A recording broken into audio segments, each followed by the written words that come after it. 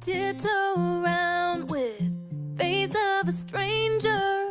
Quiet observer, never get too close.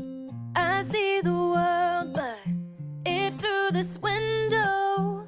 Another side to see, I'm ready to know. Not every story's written on a sleeve. Some stories take digging deep. Eyes wide open, words unspoken. Where are you going, darling? Where have you been? Stories to tell, emotions we felt, good and the bad in the hands we've been dealt. I wanna know why, I wanna know why you're the way you are.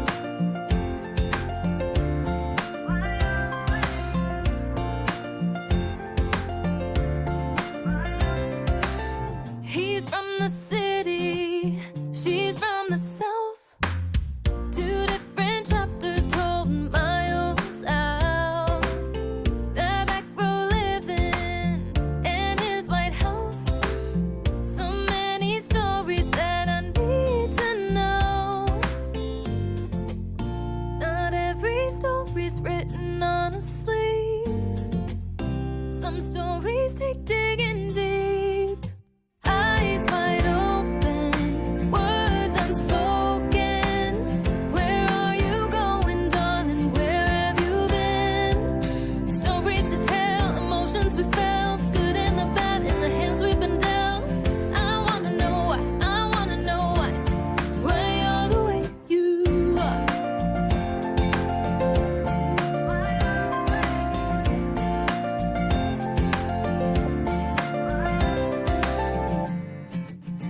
So many stories right in front of me.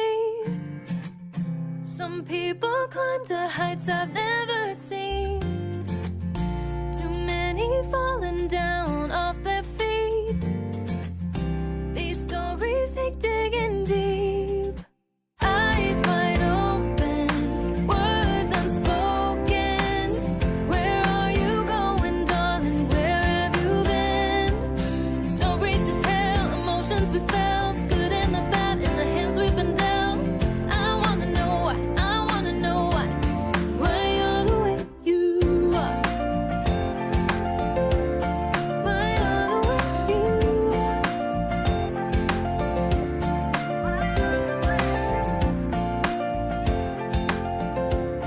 Why you're the way you are.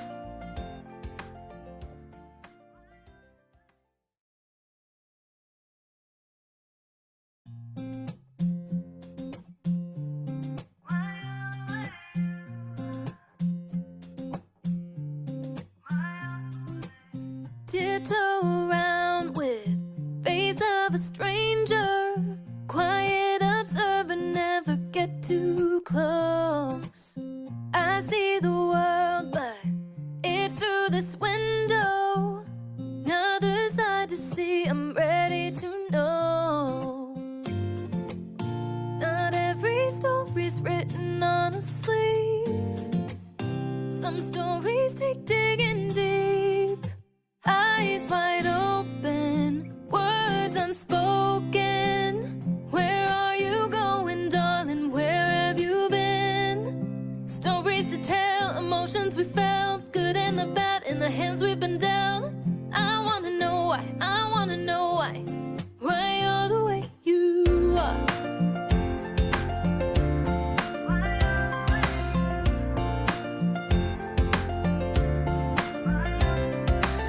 He's from the city, she's from the south. Two different chapters told miles out. The back row living in his White House. So many stories that I need to know. Not every story's written on a sleeve. Some stories take digging deep. Eyes wide open.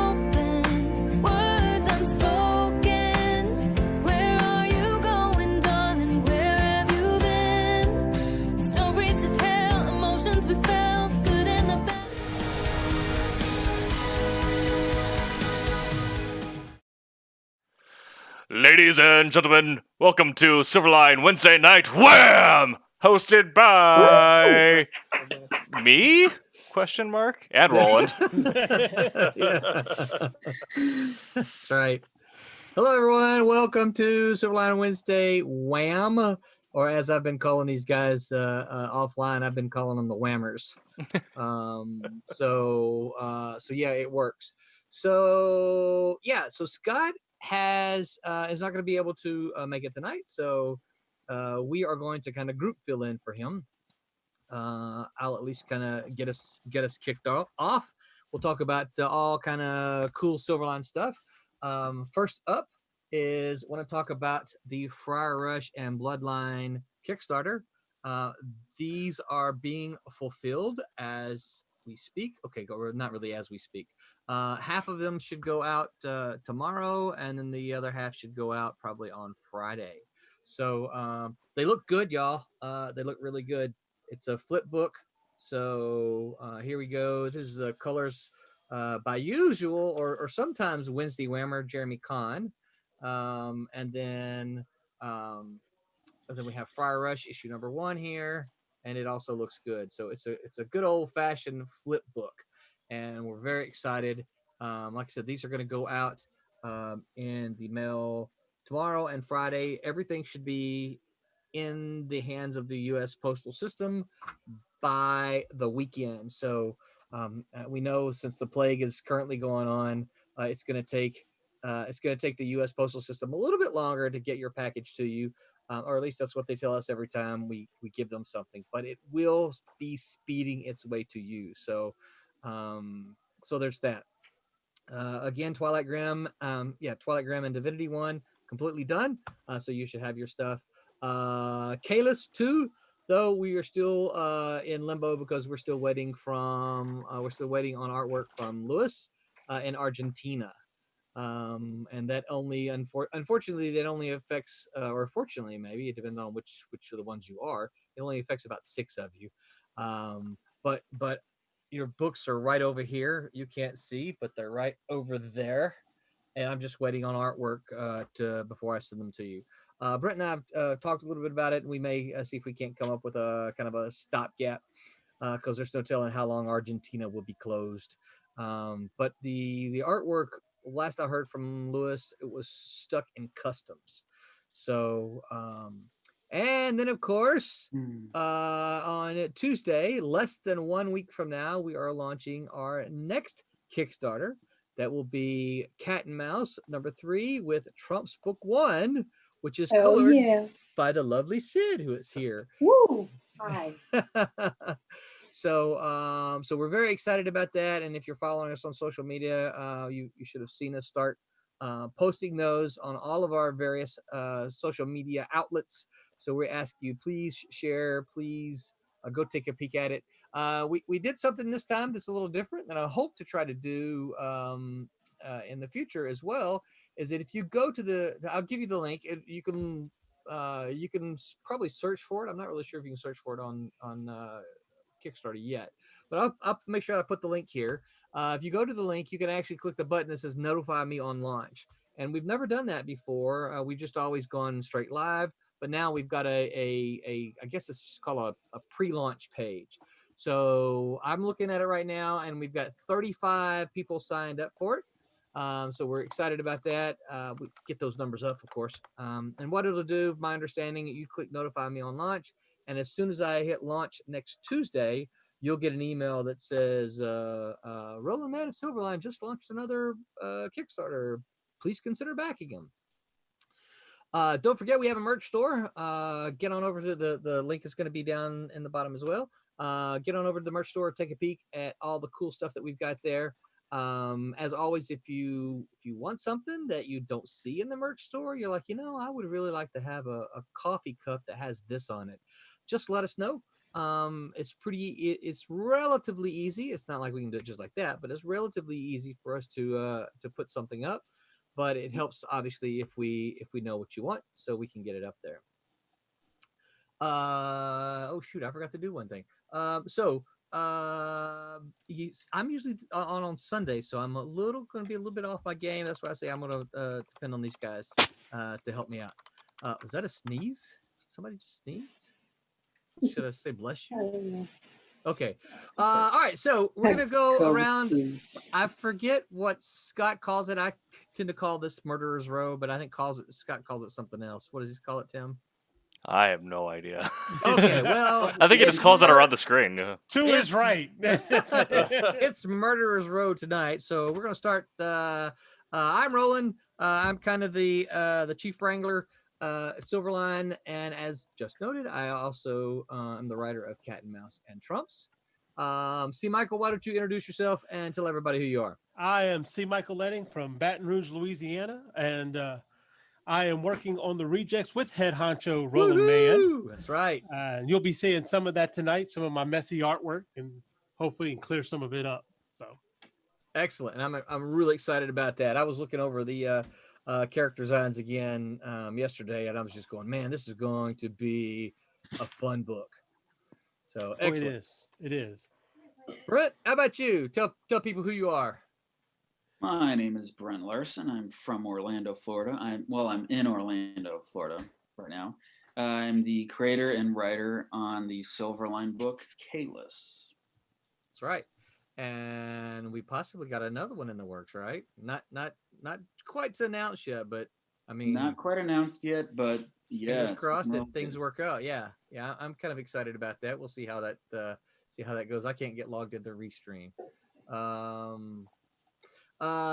Tim. I am Tim TK. I am the associate editor / Wednesday night producer.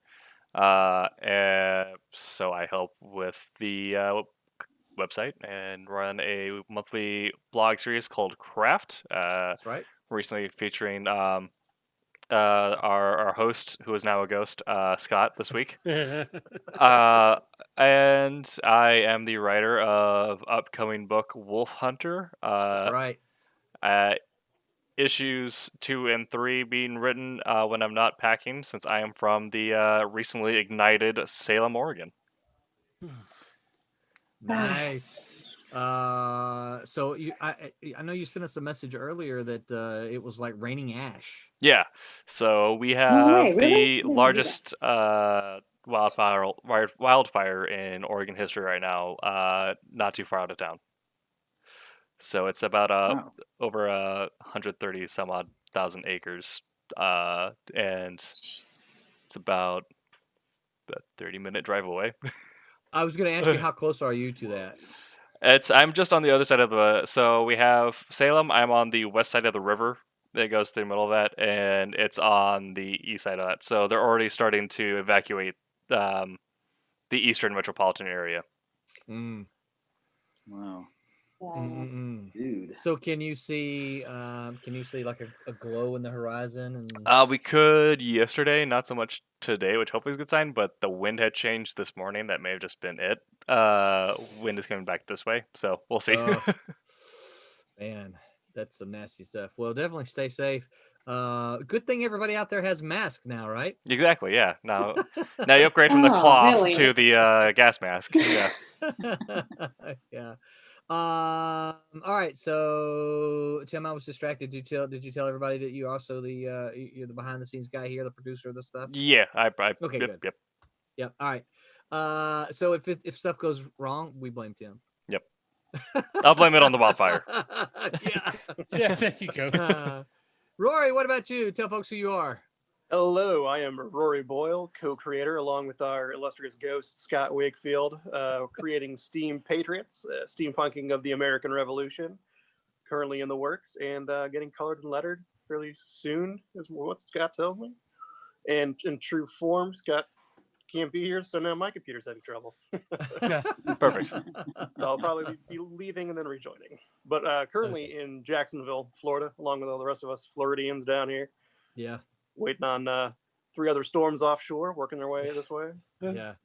So we've got tropical storms and hurricanes. We got a wildfire. Does anyone have blizzards for the bingo card? Yeah. Oh, don't forget earthquake. Yeah, the earthquake. Tornadoes, earthquakes. Yeah. Locusts. You find earthquake. You find earthquake. Yeah. Oh yeah. Yeah, it's funny. I did not know what spaghetti models were until I moved here, and now I'm like, oh, spaghetti models, okay, and that's where you have all these possible paths of these hurricanes. Mm-hmm. Oh wow. This is it's interesting. This is the first year we've ever prepped for I mean, all out prepped. I mean, we bought, and probably because of all the panic with the toilet paper earlier. We went ahead and we bought water and canned goods, and we're ready. I mean, Bring it on. yeah, bring it on. Come on. But it's the first year we've ever. I mean, we always kind of when the season gets here, we always kind of pack our freezer, but usually it's just with like Coke bottles full of ice, just so that the freezer is cold. But yeah, we're ready this year. Sid, what about you? Tell people who you are. Yeah, Tim. Hi, everybody. Yeah, I'm Sid. I'm currently the colorist of the incoming Kickstarter, Trumps. And it looks so good. Yes. I'm getting super excited about it. And well, I'm talking to you from Chile, which is winter right now. And I'm sorry if I'm a little slow, but I'm just, like not at the best RPM right now. But I'm going to be with you tonight. Yes. And so for those who are Southern enough like me, you didn't quite understand where she said she was from. She's from Chile. Chile. Yeah, no, I know that I realize that I'm not saying it correctly. It is Chile down here, though. But this is for all this is for all the people in Alabama. You're from Chile, right? It's below Mexico, a little lower, all the way down. So excellent. Thank you, Sid. And yeah, those colors are looking fantastic. And joining us tonight for the first time ever, Haley, is this so I know this is your Silverline debut, but now, do you stream before? I think I've seen you post that you stream, right? Yeah, I've done, just a couple, just myself, yeah. Okay. And I always say, I want to do it more, and then I, get too shy. So, joining us tonight is Haley Martin. Haley, tell people who you are. Yeah, so I'm Haley Martin. So I'm also from Florida. I met Roland at a con, last year, I guess? Yeah, I think so. Yeah, and then, No, actually... Well, no, it was last year. We're still in 20. Yeah, it was in 19. Still. Yeah. Okay. Yeah, it might have been still or something because it's the delayed one. Yeah. But yeah, and then we just started talking about, because I'm pretty new to comics. I mean, I have my own webcomic that I do, but I've never done anything in the industry or anything. So yeah, so we started talking, and then now I'm doing the art for one that Roland has written. Working on that. I believe is my screen still sharing? It is. Yes. Yep. We are looking at it now. Yep. So working on that. This is page 5. And yeah, been enjoying it. Excellent. And I'm going to talk a little bit about it. So this is the book that I saw Haley when we met.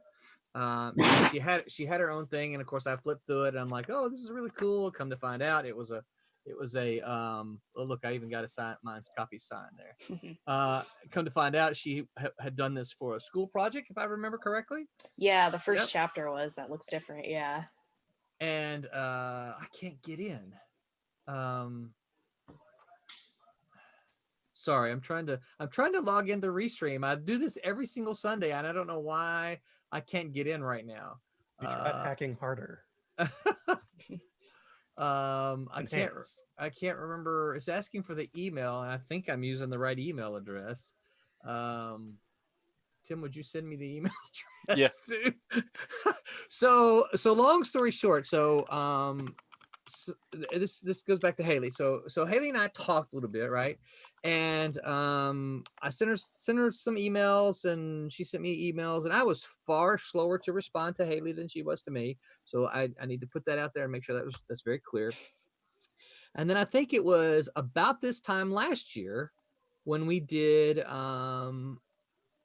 Daytona. Yeah. We because I know I had kind of floated the idea about it. And Haley, if I'm wrong, correct me here.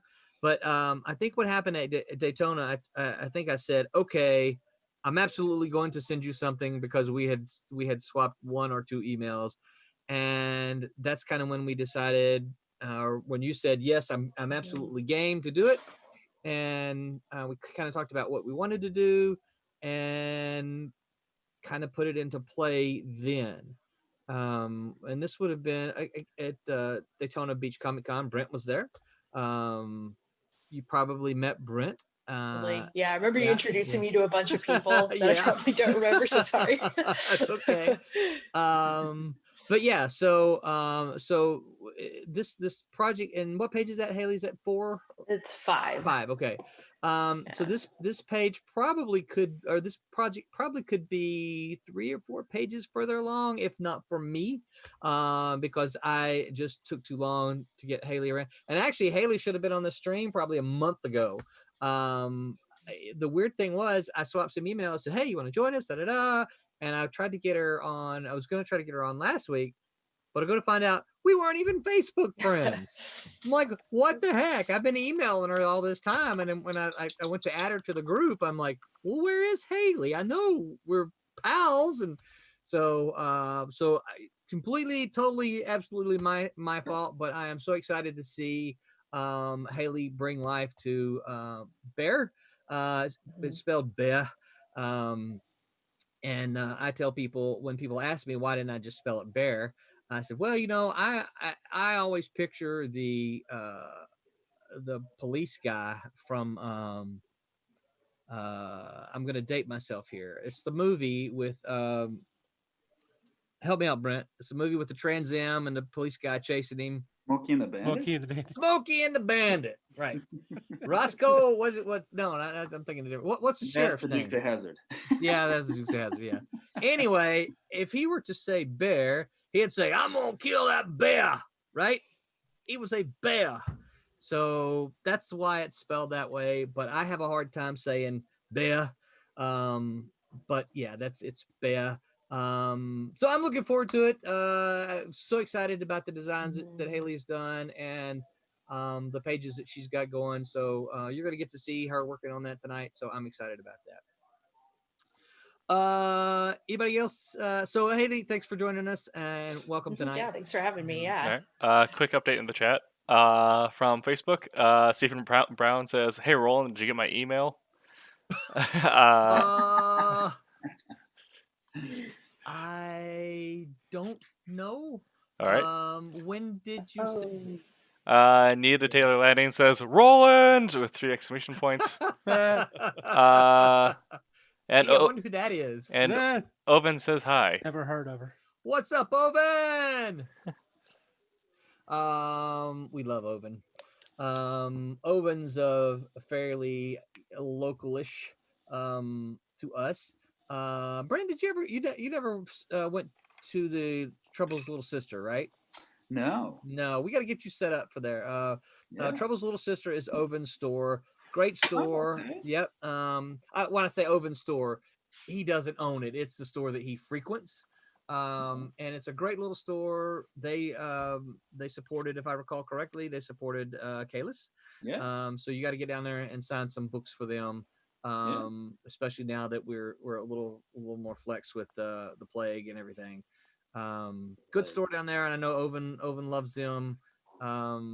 So yeah, I don't know what the deal is with Restream, and it's not letting me log in. Are you making sure to use your Nintendo Power Glove while hacking?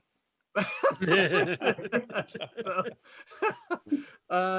the weird thing, right? I haven't had any problems with this before. I was just on a Restream Sunday, right? It's the curse of Scott. Yep. I see. It's the fires and the earthquake all together. Yeah. Yep. So yeah, I don't know. And we've got a late joiner. This is good. He probably actually heard me saying, I really wish he was here tonight because he could talk about this because of what his day job is. We jinxed it for the good. Invalid email or password. No, it's not. Keep saying that, Roland. I think you're getting through. Yeah, I know. You're gonna convince it at some point. What's up, Mickey? Not much. How you doing? Surviving. Hey, we're just on the tail end of our introductions. Mickey, tell people who you are. I'm the colorist on Twilight. Let's make sure it's Twilight Grim. Twilight has sparkly vampires. Yeah, and now so all right, so I appreciate that. You're the colorist on Twilight, but you also do I'm finally in. You also do a whole bunch of other stuff, Mickey. What do you do? Tell folks what you do. Inker colorist. Right now I've been doing a lot of character designs for Galestone Media on like 9 different animated cartoons, been coloring those. I just finished the Pentagon Kickstarter, wrapping up the colors on it. My granddaughter, my 12-year-old granddaughter, and I are co-creating a book called Dodai 5. She'll be helping writing and then drawing. I'll be helping her ink and color. She does computer coloring too. Sweet. And then I'm also inking a book called The Crusader and a couple other things. So excellent. Yeah. So I teach high school.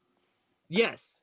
Yeah. So this is one of the reasons, and that part is one of the reasons I was really hoping that you would join tonight, because tonight we are talking about, and this is a great segue into our subject. We're talking about juggling home life with family, with your job, and how do you make comics. There's so much going on. If you've got a job, if you got a family, you want to do this kind of stuff. How do you juggle that? How do you make time to do the things that you want to do and maintain balance? And that's what we're gonna talk about tonight. And I'd like to first point this to Brent and Sid, because I know the two of them may bail earlier, and see if you guys can talk a little bit about it first. Did you say May bail or May? I thought you said May to bail. So I'm like,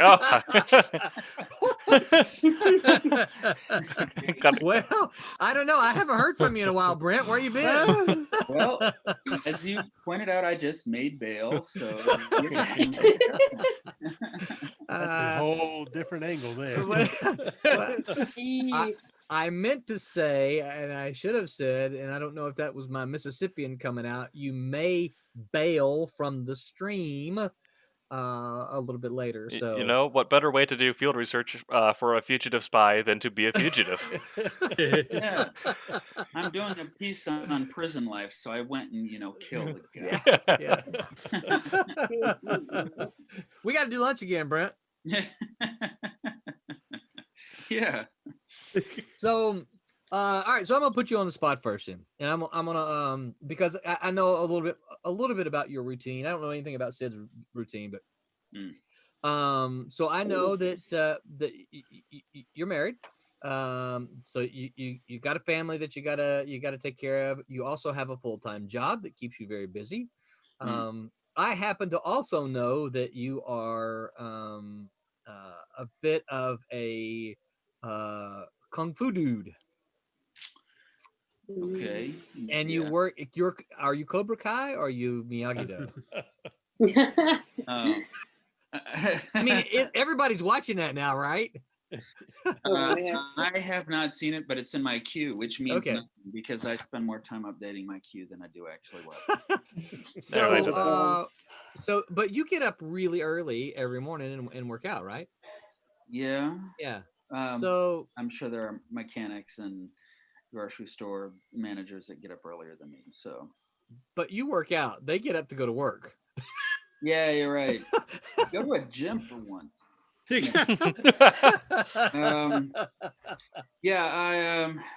get up around 5 and I take out the dogs and I make myself some coffee and I'll write for a couple hours, and then I'll go to the gym, come home, do some karate practice probably, and go to work pretty much from there. So yeah, that is a routine that I kind of need in order to actually write. Writing is the hardest part because every writer knows you have to be your own cheerleader. You everybody wishes someone would come along and say, look, I want you to write for me. I know you have not actually written anything, but I trust that you're a good writer because you just have that face. And I want to give you money just to do it. A lot of people are waiting around for that. And I kind of was too. I used to make goals and I wouldn't even come close to hitting them. Tim went to school with a lot of people like that. Yeah. Well, yeah, that's true. But a while ago, I just found that I came to a realization that I wanted this badly enough that I was going to have to actually, first off, decide that I couldn't have everything I ever wanted. Like, for instance, lots of sleep. So that kind of went out the window. If I wanted something so badly that I would give up sleep, then that would help me to decide. And I decided I wanted to become a better writer enough that I would get up early.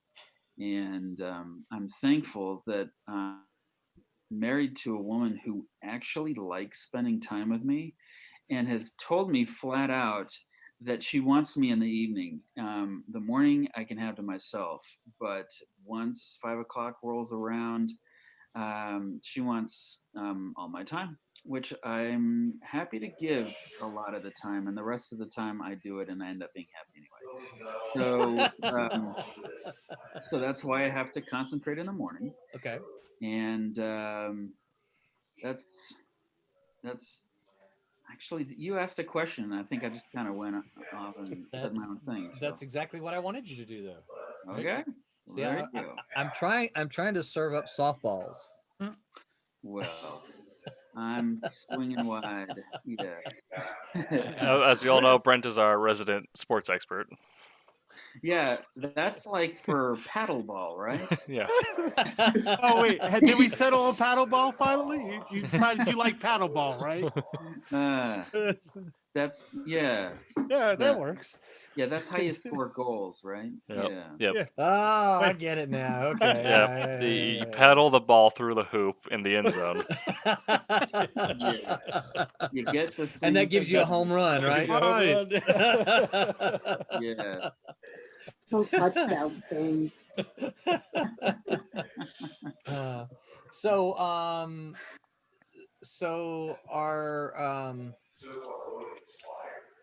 So how much you said you sacrifice sleep? How much sleep do you average a night? You know, I get probably between 6 and 6.5, and that gets me through to the weekend, and then I can catch up a little bit on weekends. So you sleep late on the weekend then?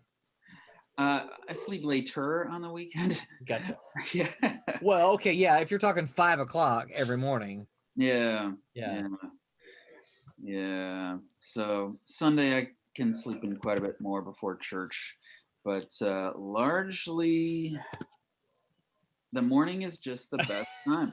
I've met a lot of people who want to try and write and do creative things at night. For some reason, it's your body is telling you it's time to shut down. And you have to just push yourself so much harder. In the morning, you wake up, and once you shake off the lethargy and stop trying to convince yourself that you owe it to yourself to go back to bed, once you get past that, your brain actually is pretty free and clear. So probably the best time. Now, so what happens when so do you ever miss working out? Do you ever not work out? Occasionally, I work out with a friend. If he punks out, then it's that much harder for me to go. Or I also skip, like for things like Labor Day or Day or Tuesday or Taco Tuesday, right? Leg day. Yeah. Lent. Well, so my question that where I was leading here is that when you're not getting the exercise, do you find the rest of it harder to do? Or no, because it's such a routine anyway. I am a slave to routine. I juggle routine occasionally when basically what I had to decide was that writing was very close to the most important thing for me to do with my time, which is to say, if something else came up, it had better be amazing. And if I had to bench writing for a little bit, I had better make it up. And that means sometimes that I can't work out. I have to write instead. I will be bushed on a Friday night, and my wife is hanging out with a friend. I'd rather just sit down and hit PlayStation, but I'd rather get my writing goal finished. And it is a hard decision to make, but when you decide you want something that bad, really, it helps. Helps you decide. Yeah. So. Yeah. Sid, what about you? How are things different down in Chile? I think I am a special case. So whatever I say, it's not a general description of Chilean culture. I live in a house with all my nuclear family. We're 6. I'm the third of 4 sisters, and all of them have stuff to do, including my mom and my dad. And so it's the morning. We are all early people. We all wake up early. I think the first one waking up is one of my sisters. She works out. Her day starts at 5 as well, working out with my dad. And right after that, it goes my mom waking up and getting up, and then my other sister getting ready for school, and then my other sister getting ready for a job. So since I am the one with the, like a non-contract, what they say, a real job, I'm the last one taking the shower. I get to sleep a little longer. So yeah, I'm the last one waiting for the shower, and then once I do that, I really like getting my day ready, but clean and done before working. I can't go to work knowing that I need to do my bed, tidy up, get a breakfast. I need not always get a breakfast, but not just getting out of bed and going to work. I like waking up. I like the process of cleaning up my room, opening the windows. It's just like to refresh myself. So once I do that and I get my 1 or 2 or 3 cups of tea, I come to the office and it's just work all day there.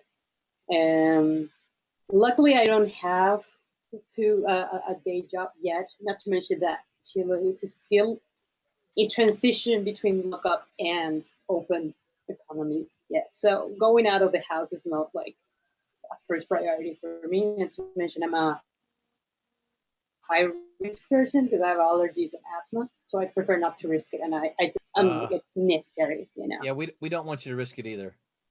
Yeah, so you still need me. You still have a couple of pages, right?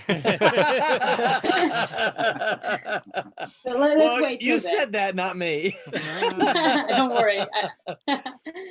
But not dying is in your creator contract. My sister, my young sister, she still goes to school. She goes to remote class, digital classes. We all assume that that's how the end of the year is gonna go for us. So whenever she needs help with school, I will always be available for her. It's not a problem. I can do math. She can do math with my sisters. I help with history and art and stuff like that. But yeah, it's always nice to take a little break because yes, I don't have to go out. I don't have another priorities, but that also means that I need to keep too many hours set on the table, which is not healthy either. So yeah, getting called for lunch and meals. Remember, I don't know if you guys know, but in Latin America, meals and the table with the family are very important. You don't have like a piece of like a food and in a plate you put it in the microwave and then you go back to work. It's more common here that you sit down with your family and have a full-on lunch or dinner or other kind of meals. Used to be that way here. Break for me. I guess, I mean, because I've been in families over there in the States. I visit friends' families, and they also do like dinners with everybody together. So I guess it all depends on people. But here is very important. At least here in my family, for us, it's the time we have time for everybody to talk, to share what we do in the day. So for me, that's a nice break to get off the table, go downstairs and share with my family. Helping in the house as well is a nice break. So it's everything more like to get more work done is more like to keep myself from just spending too many hours on the desk, because that's also very like again, it's not really healthy when you stay sat all day looking at a screen. I try to keep it between 6-7 hours of work daily. So I help with the chores as well. I help cleaning here and there. It's kind of a big house, and none of us keen on the idea of my mom doing all the chores. So it's more between this and that. I'm getting into a better routine, but it wasn't easy either. The first days, the first weeks when I was here, I was like just starting to get pulled into Trump's. I was dedicating too many hours, and that was not okay. I was like, my body was failing, and like, you need to stop. You need to drink more water. Like seriously, I wasn't really advancing as fast as I wanted either. So that was the point. Yeah. It's about balance, right? Yeah, now I'm getting better. I miss going out. I miss walking. I used to have like around 8 miles walks almost daily before. Sadly, it's not so safe here anymore. You know, getting robbed and assaulted is kind of getting a little common. Yeah. So I better not. 8 miles. That's a pretty good walk. Yeah, I would take like the bus and go into one of the main avenues, and it's like a very straight line, and I would just go forward, back and forward, and then take the bus and go back home. Because my house is on I got halfway between the mountains, and I don't like walking up, but I can walk in a straight line, but I don't like going up. Like I don't like sweating, but I don't want to. So, yeah, I keep it simple that way. But yeah, I miss doing that. That was fun. Yeah. Now with the lockup and me being a high risk, I can't do that often. So I guess I have the stairs in my house if I want to do something. But, yeah, just walk up and down the stairs. Yeah, now I just try to stay, away from desserts and all that. Yeah, that's hard. I have a major sweet tooth. Oh yeah. Luckily, all the snacks I used to eat before I left the States, because I was living in the States and I have all these Dunkin' Donuts and such. But here I also have a whole menu of snacks I love eating. And now that Chile is going through a very strict health program from the government, and stuff, and I eat those stuff again, and most of the things are like sweetened with stevia and like healthy sugars, and I can't stand the taste of it. I hated it. So it was like, okay, it works. I won't eat this anymore. Yeah. So now I'm having a nice diet, forced diet. A lot of my wife has fixed me a jar of nuts and some dried fruits. Because again, nice. I have a sweet tooth, and instead of grabbing a Snicker bar or a Kit Kat or something like that, she's like, snack on that. That's healthier for you. So I'm like, okay. Oh, my snack are mandarins and oranges. I'm addicted to citrus fruit. Yeah. I would bring like 10 of them, and they would be gone, and they would go downstairs, grab 10 more, and then come back. That's also been something different, the way of eating, not just like that, because 2 of my sisters and my parents, we are like developing conditions. One is lactose intolerant. I am almost kind of getting there. 2 of my sisters have not gluten. They're not celiac, but they can consume gluten. So also everybody's menu is different. Everybody's like getting into this new way of eating. Like I came back after 3 years, and I came back and I just was this family. Everything's so different. It took me a while. It was a little shocking at first. Yeah. So but now Mickey, I'm about to be that. Yeah. So Mickey, what about you? So I know you said in your introduction that you're a teacher, and as we all are very appreciative for the work that you do, we all know that teachers are very undervalued. How, because you do all that list of stuff you do a lot of work that's not teacher related. So what about you? What do you do? How do you balance it all?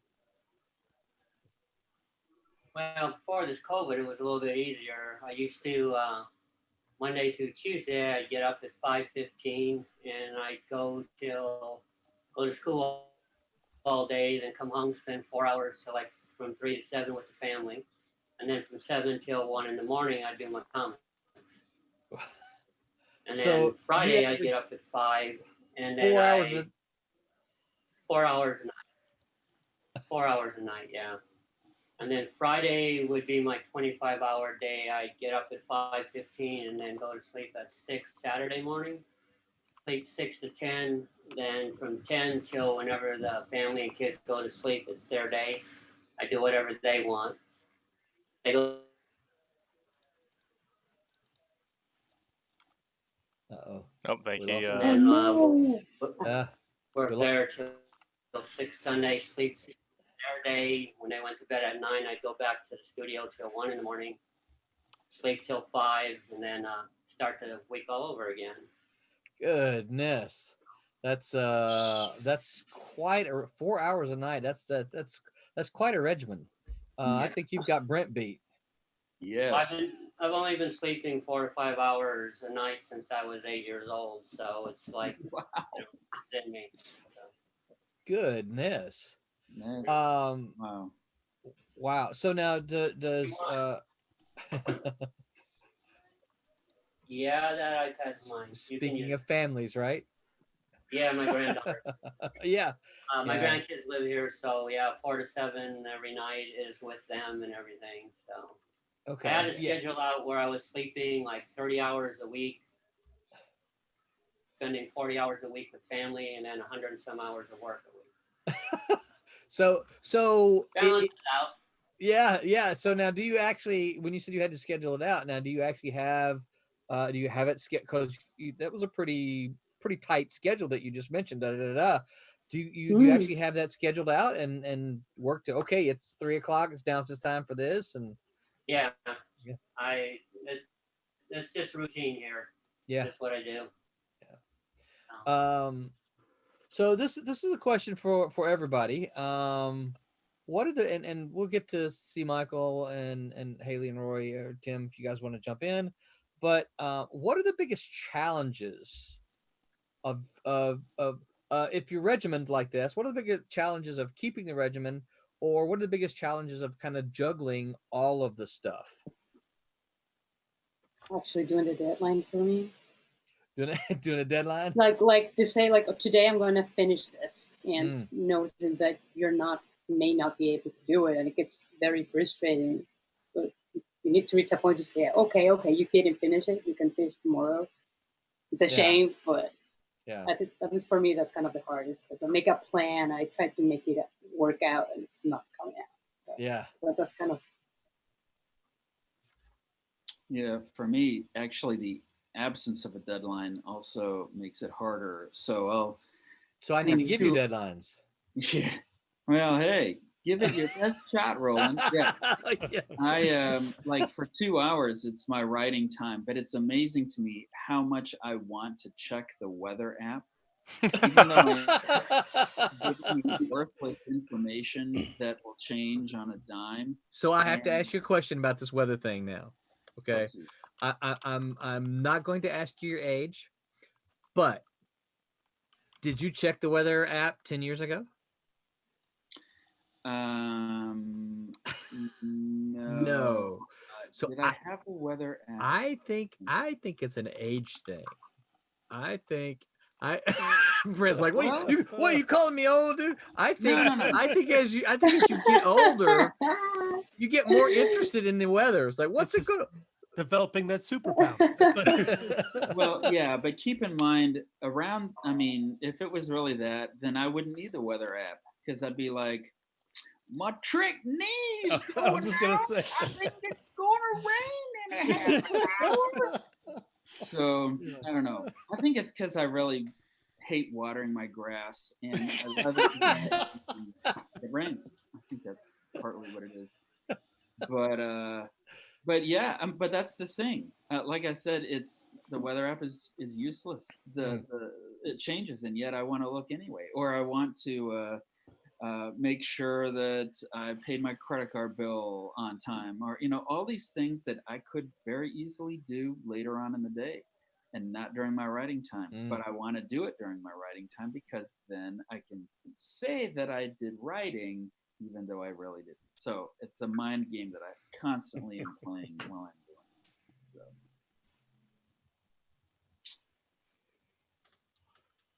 doing it. Other juggling things. Keeping writing separated out of other pursuits or my everyday life I like to keep each thing compartmentalized. So when I come to it, I can like one track on that thought process. But there'll be moments where I'm either working on some other pursuit or I'm at my day job and I'm like, oh, there's a plot hole I need to fix on this page in this chapter. And So here's a question for you, Tim, specifically. All right, so you've got your job, you got your day job, right? Yes. You've got the Silverline duties, right? The website and you're also writing a comic at Silverline. Mm-hmm. Well, that's not all you do. You write a whole bunch of other stuff. When you're writing time, how do you juggle? I need to devote some time to the Silverline project, or I want to work on my Great American Novel. Well, the nice thing about the Great American Novel is that I am not tapped into contract on any of those. I had a short fiction contract not long ago, so that was like all of last year. But whatever is I'm on contract for has the actual deadline, so that's what I prioritize. But for this, because there is a expected schedule with comic releases now, whenever I sit down to write, I'm thinking about that. I may do like 1 or 2 items of pre-write for a book idea or a short fiction idea, but I don't actually sit down to finish the project. But if I get caught up on something and I just need to get the gears going, I may grease them by doing like a bullet or 2 on the next project, and then once I'm greased the groove, I get back into writing the comics since that's more pressing. Yeah, I'll fall into that same thing with Tim. Yeah, if I need a little bit of a distraction from doing one thing to get the juices flowing to work on something else. Yeah, you have to write to distract yourself from writing. Yeah. Oh, may I ask, you guys write like straight into the paragraph, or do you make like a bullet list of the things you guys want to do? Like you have a process, right? Before making I used to be a very hard pantser, but now the more stuff I've written and I've actually like had to write back to back, the more I really appreciate like full on planning and essentially being able to, once I sit down to write the 10,000 words or whatever, being able to turn my brain off and just connecting the dots from bullet to bullet point, because it just seems to go quicker and it seems to make much more sense than pantsing said project and then realizing, oh, there's a character who gets mentioned once and then just disappears for no reason, but somehow they're plot critical. Yeah, I see. Interesting. My style is very fluid. I'll write through an entire scene, or the most structure I'll get is the biggest plot points, and then going back in and smoothing out how one can transition into the other. And I typically don't write anything down or outline it. I'll keep something in my brain and like work it around all day until it's smooth, like a tumbled stone, and then I can put it out and just jot it down with one go. And have Scott fix it. There you go. No. When Scott and I work together, our project, Steam Patriots, it's so history and reference heavy that we have to do so much reading. I mean, talk about a dry read, the Navigation Acts of 1773, I wish upon no man. It's very heavy. We got to like distill out the best bits of it. So when y'all were doing that, did you take, like, for instance, when you do a steampunk industrialization and stuff, did you take one aspect and he took the revolution, or did y'all both kind of just combine how you did your research on that? We just both kind of combined everything, how we knew we were going to take all of these major, true to life historical facts and just implant our character in these spots and then string them together. And the research, not just like the history of like the timeline and George Washington and Ben Franklin, right. but since it's steampunk, it's very technology heavy. Right. And so just blew our minds that all these, what we'd think of like a Victorian Industrial Revolution era mechanical machinations were there. They were actually around in the 18th century. They just weren't patented or too expensive to make. So like you had a patent for a Gatling gun in the UK, and that people think of the Gatling gun, they think like Civil War, 100 years later, but it was all around. The Civil War would have been so much different if they had actually used the Gatling gun. Right. Which brass side, cannons? Who uses brass cannons? Well, they used it in the good, the bad, and the ugly. That was Civil War. That was Wasn't post Civil War. Right. That was post Civil War. Yeah. Oh well, no, Good Bad Daily. I'm thinking Josie Wells. Yeah, Josie Wells is post. Yeah.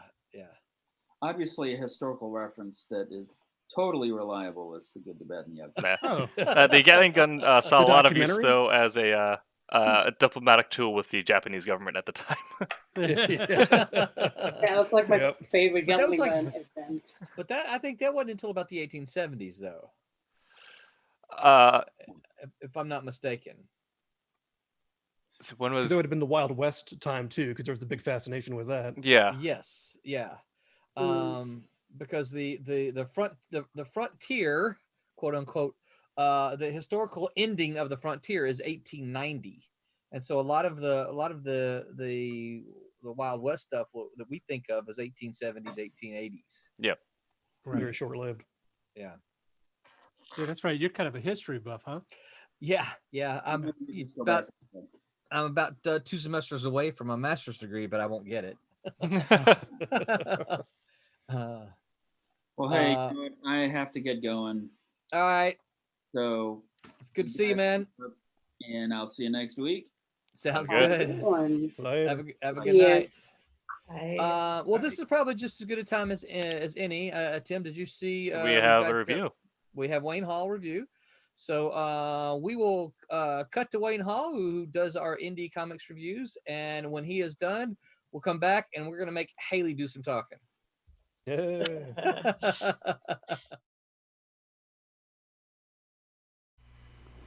Hi, it's Wayne Hall back again with another comic that you can order through your store that's an indie comic.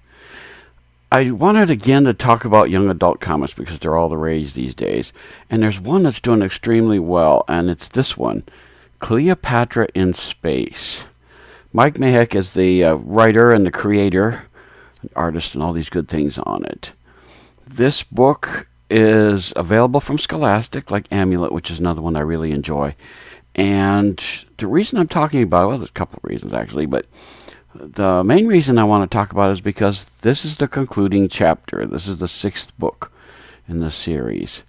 And it's a really interesting story. Let me read the back here. Of course, this is Cleopatra, the well-known one from Egypt. It says, "The time has come for Cleo to fulfill the ancient prophecy that declares her a savior and a hero, a prophecy she still struggles to accept.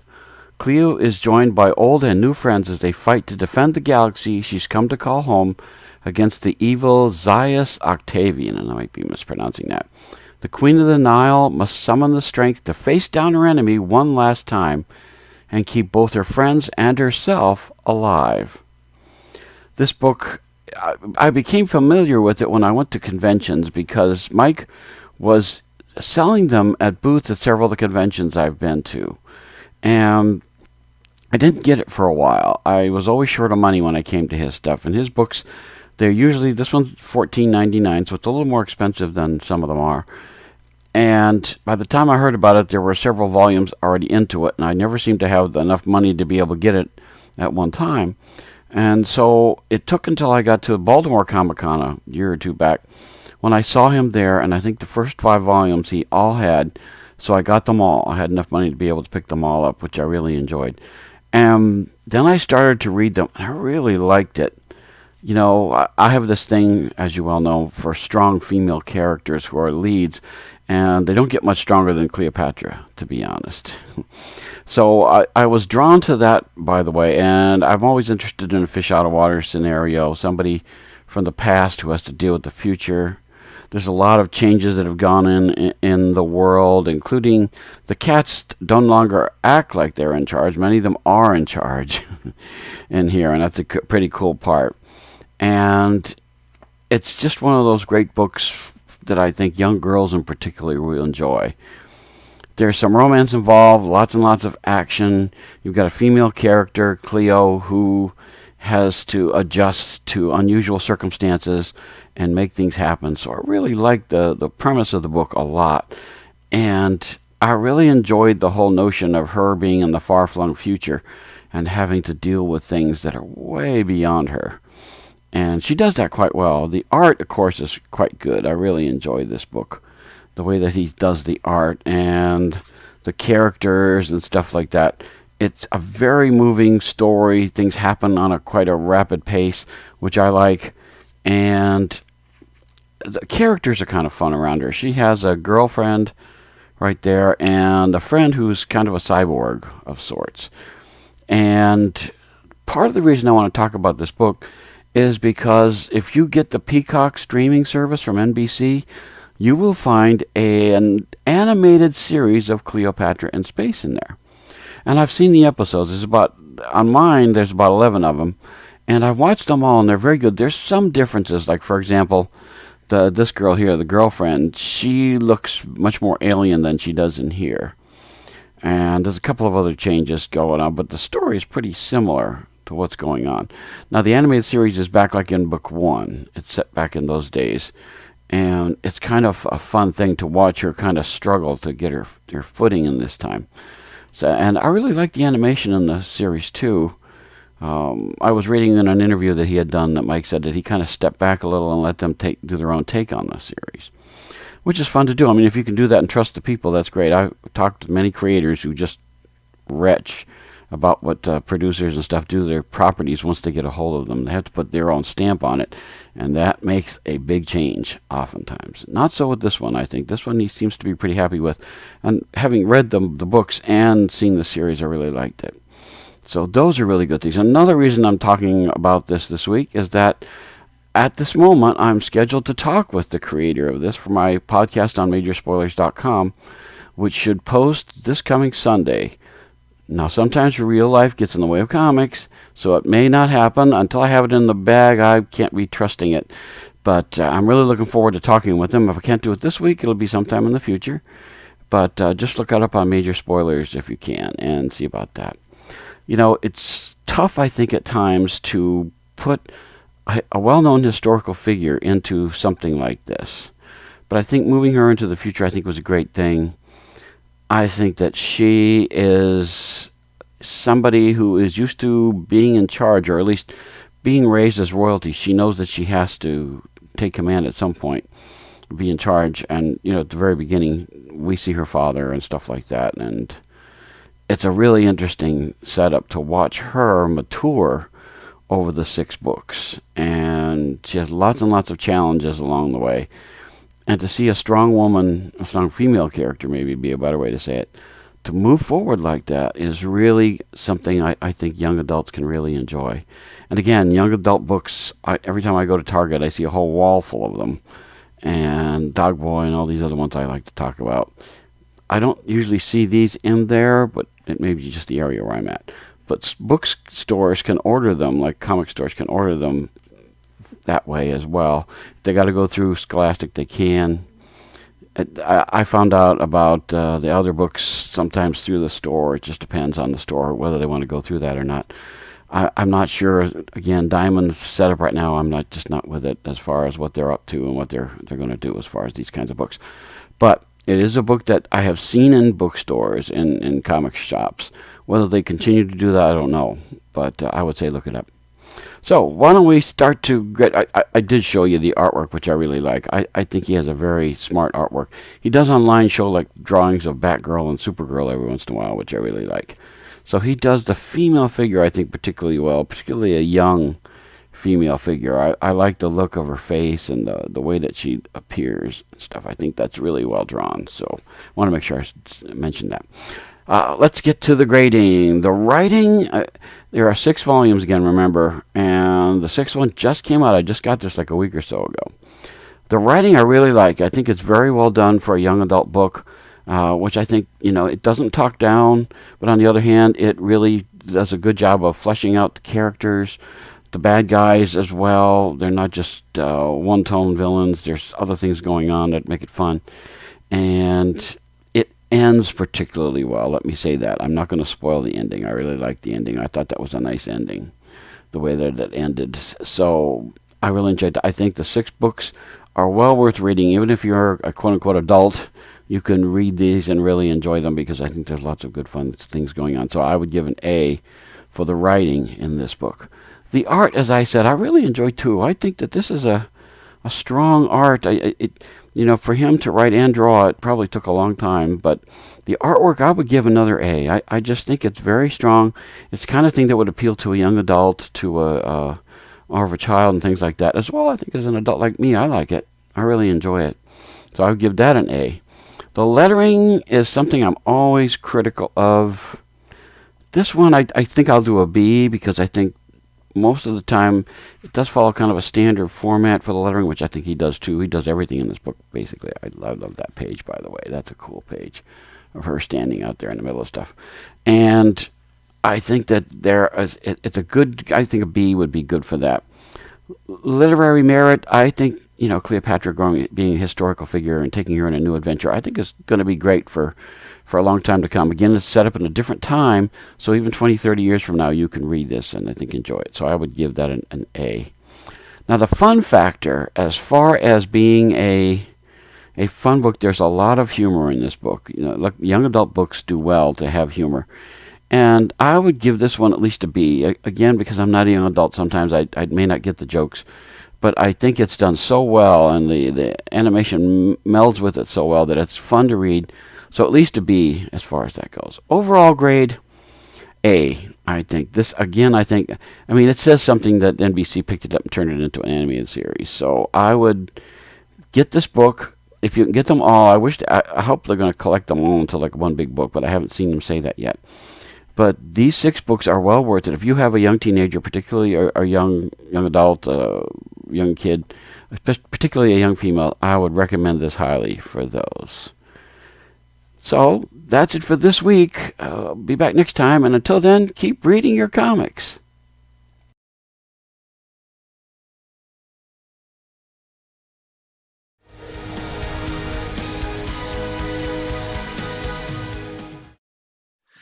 Ladies and gentlemen, welcome back to Silverline's Wednesday Night Wham, hosted by Roland Mann. I don't know. Where's the Masterpiece Theater music? Yeah. There's like a whole different attitude. The first half is like power wrestling, right? Yeah. The second half is like, no, we're good evening. I was like, we come in at 9, which is like primetime television, and then we come back at 10. It's going to get like after dark. So by this point, I imagine our audience has already broken out the Merlot, maybe slipped into like a bathrobe. The twilight hour. Yeah. All right. So while we were off briefly, so thank you very much, Wayne Hall. We were talking while you were doing this. We think that either we made a mistake or you might have made a mistake, because we think we had Cleopatra 2 weeks ago. So I'll have to check with you, Wayne, and see if that was my bad or your bad. Regardless, thank you for the review. You guys need to check out Cleopatra in Space. But one of the things we're talking about is Tim showed us a picture of what it's like there in Burning, Oregon.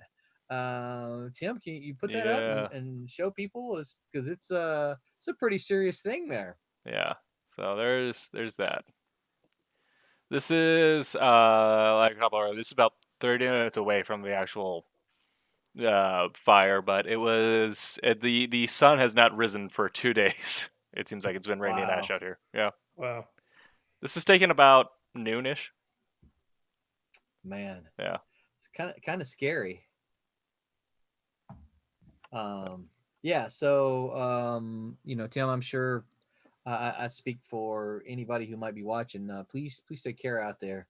We're watching the fire tracker and making sure we're tuned in for any sort of evacuation notices. Yeah. Yeah. So, all right. So for the first half, you guys were watching Haley as she was working on a bear. Now we are watching C. Michael as he is working on rejects. Please, C. Michael still needs to share. Yeah. Oh, okay. I'm about to do that right now. There we go. All right, very good. All right, so C. Michael and Haley, you guys jump in here. Talk about juggling. So Haley, you already said, I think you were live when you said it, that your mom's desk is behind you. So so you have to balance family as well. And I know, see, Michael, I know you got a family. So how you guys balance that stuff? Go first. Yeah. Okay. Well, yeah, I mean, yeah, I'm at my parents' house, so I, live with them. So I don't have like my own family, like kids or anything. So I know like once I'm in that stage of life, like I'll definitely have less time for comics. So it's kind of different right now. Well, kinda family's have a lot more family. freedom, I guess. Yeah. You know? Yeah, it's good, but yeah, and then and then I've got my job. I like just recently became full-time at my day job, so that's nice. But then yeah, that is like, Cuts into your drawing time. yeah, because comics are not like really a paying job for me yet. Yeah. But yeah. They're not a paying job for a lot of people. Yeah. Yep. Yeah. Like I'm too serious about it to want to call it a hobby, but like Right. it's a true not, labor of love. Yeah. Yeah. Yes. That's good. I mean, yeah. there's about 3 like one disciplined creators who can actually afford to do this full time right now. Yeah. Yep. Yeah. And generally those are the folks who work at Marvel and DC. Yeah, that's guys like guys like Donny Katz, who currently has 18 titles that he has to do monthly. Yeah. Yeah. Don't, Yeah. Both envy and don't envy him at all. Yeah.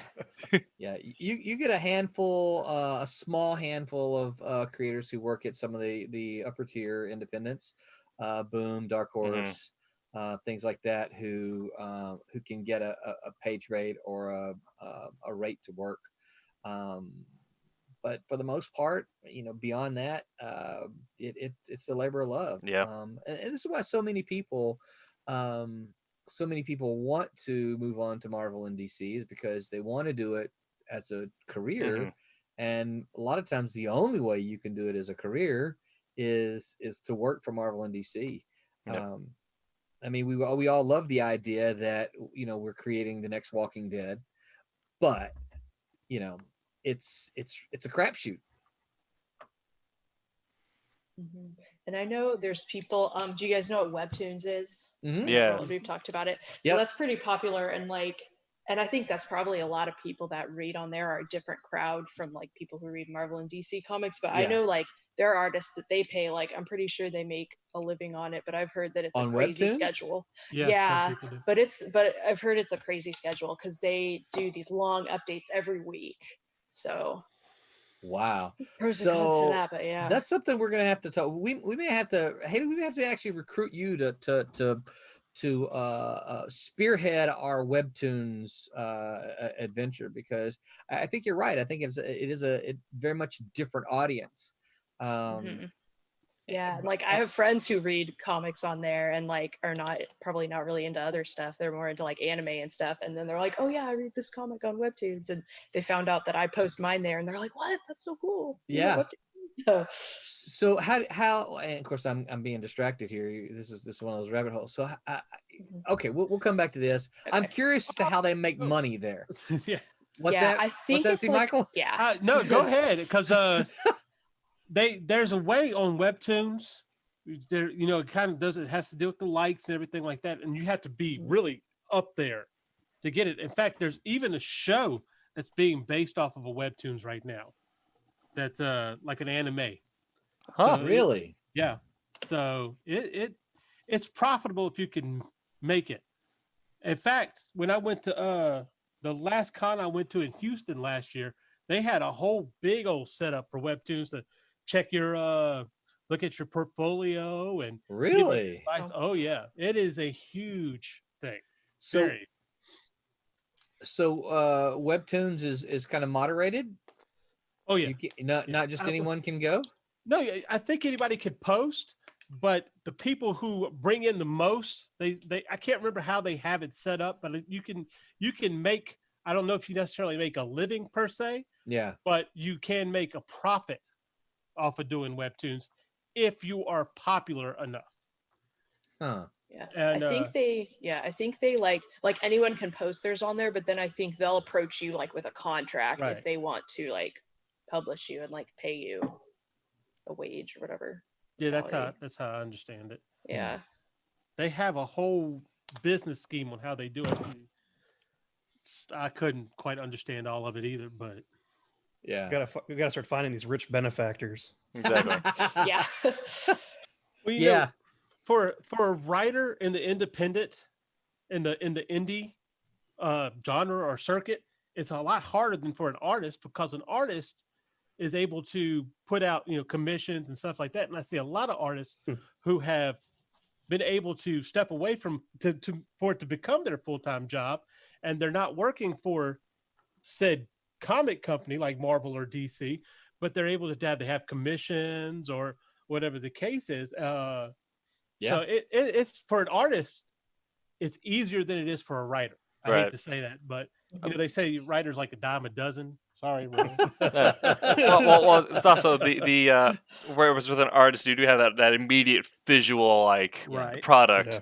Where an audience can't necessarily see the hours of screaming at mountains and angst and bottles of gin consumed that goes into each script. And encyclopedias and history books. And see, Michael, you are right. Writers are a dime a dozen, but good writers are not. Yes. The asterisk. Yes. Yes.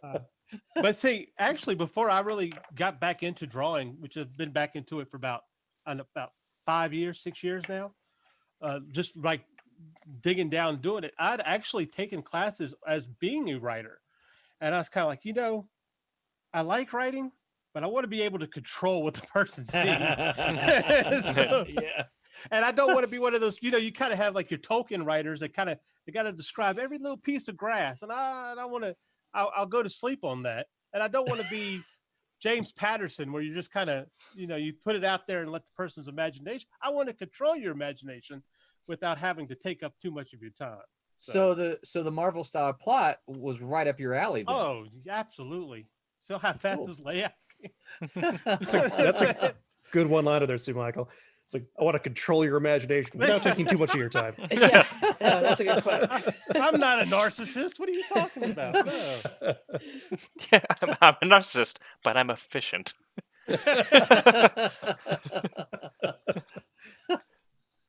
Oven chimes in on Facebook. He says, in regards to webtoons, he loves webtoons personally.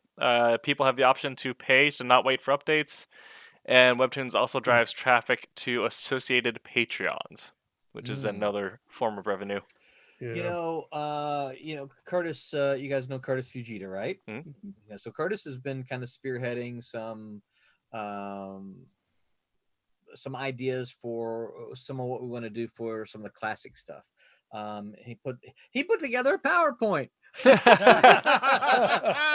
John, are you listening? But it was pretty awesome, and I like the way he's thinking, because part of what he's doing is because you guys know we're coloring a lot of the classic stuff that Silverline did, so that we're going to reissue it in color. Hopefully, find a brand new audience with that.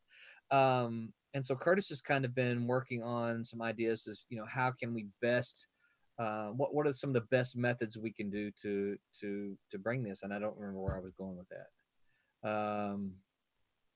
PowerPoint is PowerPoint, Patreon.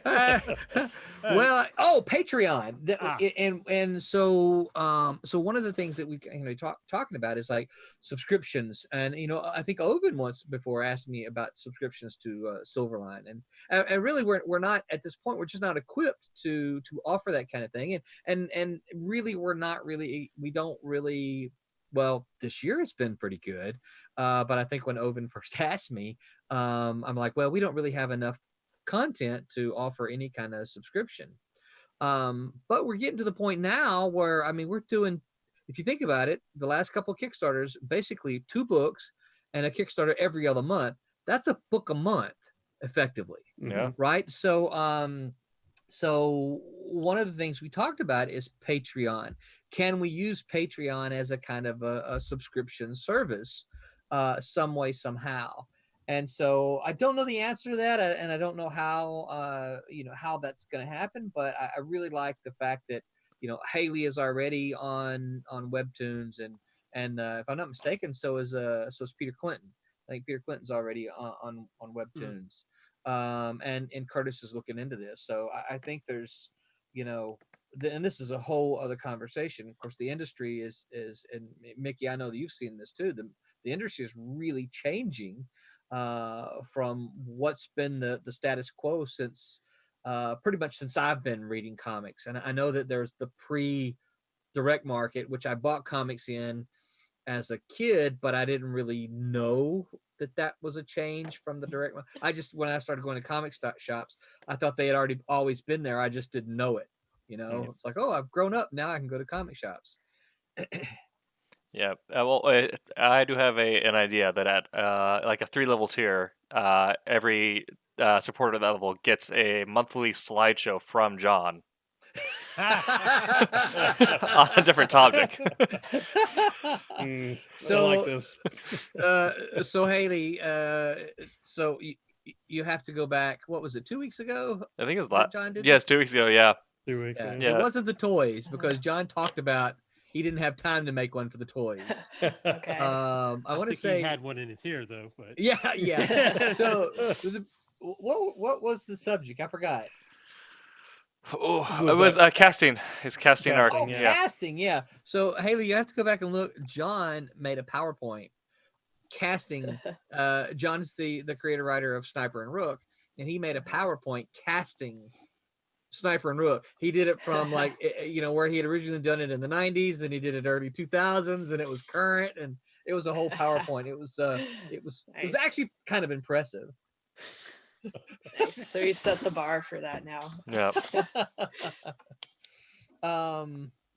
But what else? All right. So I think Rory's the only one who had no. See, Michael, you never really chimed in about juggling, all this stuff. Yeah, I don't have a regiment per se. I do work a 40-hour work week. It's 4/10s commonly, and I really try to get off on Fridays. And this is the first time I've done a book, so I'm kind of seeing how everything works. I've got 4 kids and a nephew, and they range from 15 to 3. I did not realize you had 4 kids. Yeah. Yes, we had my daughter. 2 years later, we had my first son. A year later, we had my second son. A year later, we had my baby girl. So wow. Yeah. So they're all kind of right there together, though. Right. Yeah, the last 3 are. But so and yeah, they're kind of we homeschool, and so that we actually have a lot of time that we're able to spend together. But as far as working on comics and stuff, I usually wake up about 3:30 in the morning. I go to work at 6, so from 3:30 to about 5 o'clock, I'm usually working on the comic. Go to work, come home, spend some time with the family. I usually get back in here about around this time, maybe a little bit earlier than that. And my wife will sit here and watch TV, and the kids' bedtime's about 9 for us. So, and just I'll work on this, or sometimes stop. My daughter and I are watching an anime right now, so I'll spend time. My oldest. It's kind of weird because I don't have that regimen, but I spend time with them. Yeah. Yeah. So it's like sometimes on the weekends I'll go for a morning walk or whatever with my youngest. She likes to do the walking around here, and but really it's not really anything I have planned out. I'm just kind of. So you don't have like a Monday, here's what I do, Tuesday, here's what I do. No. Yeah. No, I did that years ago. And really this kind of a practice. Like I said, I was in writing classes before, but before that I was actually a preacher for a little bit. Wow. And so I would get up in the morning and do studying and stuff like that. So it's kind of a thing that I've always done. And I guess you said the subject has changed over the years. But as far as like what I'm trying to do now, because this is, technically my second comic book project, I guess. Yeah. But just learning it is, I want to try to get 2 pages done a week if I can. Yeah. It's a good. I think that's important to set those kind of goals for you. And I think two pages a week is very doable. I was having a conversation with another artist recently, and they were taking, and then now, so don't get me wrong now, and here we are kind of, well, it's all about utilizing time, right? And what they were doing is they were filling in, all of the dark places, and they were just taking, and I'm like, okay, look, here's the deal. Outline that, put an X there. I'm like, you need to you need to better utilize your time. You can spend 5 minutes sitting there shading in, all of it with the pencil, or you can just drop an X there and tell the inker just fill that with black. That's a much more effective, use of your time. And I told him, I said, well, here's the deal. I said, because the artist told me, oh, that's pretty cool. I need to do more of that, and I'm learning. And the artist said, yes, I'm learning that this helps me, do faster. And of course, then I made some kind of joke. I said, yes, learning to be a professional always takes time. Because it's true. When as an editor, the pages that I got, because we're very at Marvel, we are very much, hey, you got to get the stuff in because we got to get the book out. And when you're a professional, you learn to take those shortcuts. You really don't have to fill in all the stuff. You can just put an X there, and the inker knows to fill that all in with black. It saves you time, and that's part of figuring out how to be more efficient with your time. Yeah, and I don't use too many blacks right now with it, so it kind of. You see, I kind of work on a lot of line work. Yeah. So I try to cut corners, as it were. And of course, working digitally, you'll see, actually, if you look on the screen, you'll see that I kind of took the setting from the background of the first panel, and I kind of moved it down to that second panel. Cool. And I've heard people say, oh, that's cheating. I can't believe you would do that. Blah, blah, blah, blah, blah. I don't care. You drew it. I don't care. Yeah. You drew it. I don't care. It's not like you stole it from someone else, right? Or you took a picture, an image from somebody else. You drew the doggone thing. Yeah, they do that on movies all the time. Right. Hey, and listen, I will tell you this: honest to God, professionals will send you pages that will have a blank panel, and in the panel it will be written, photostat of panel 2 from page 3. And all they want you to do is just take a shot of panel 3 and drop it in so they don't have to redraw it. That's all you're doing. Yeah. And I can't tell you the number of times that we got pages in our offices like that. Again, it's all about utilizing your time. If you're going to draw a character, in the exact same, because writers will sometimes do that exact same shot as this panel from this page. Well, if it's the exact same shot, why are you going to redraw it? Right. I have seen it, and that's kind of where I got that from, because I have seen it, and it was a traditional artist, and it was just two blank. They showed their finished work, and they showed the not really the roughs, but the pencils, and you had those two blank panels. And they just, oh, well, it was good until I realized that you just traced the other one. And it's like, really? Yeah. Really? We're not doing, it's not hanging up in the Louvre or anything, Yeah.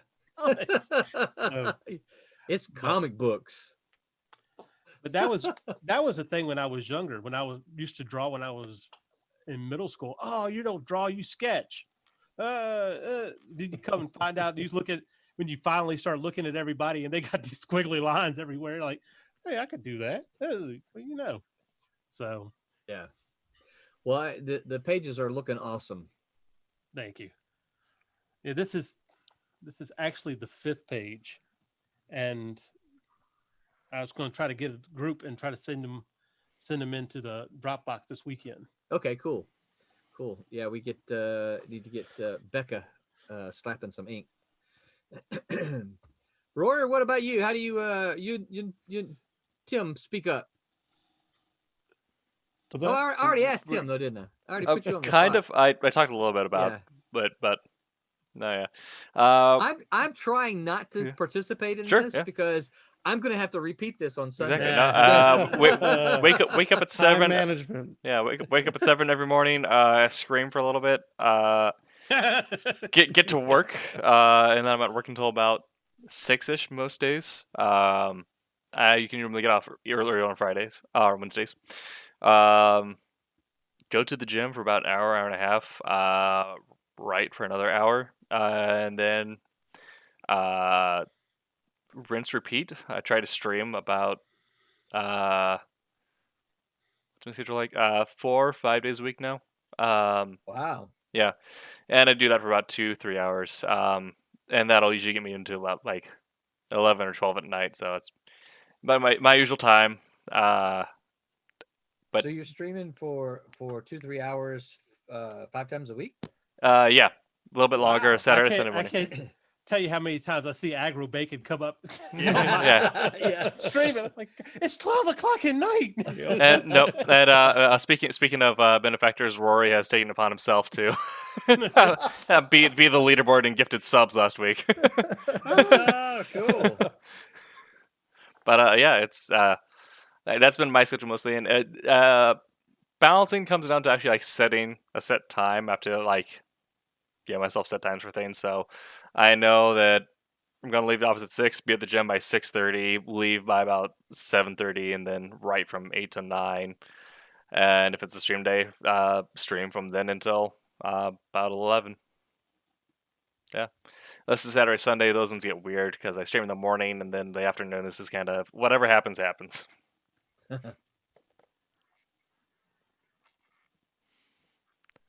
No, man, am I up?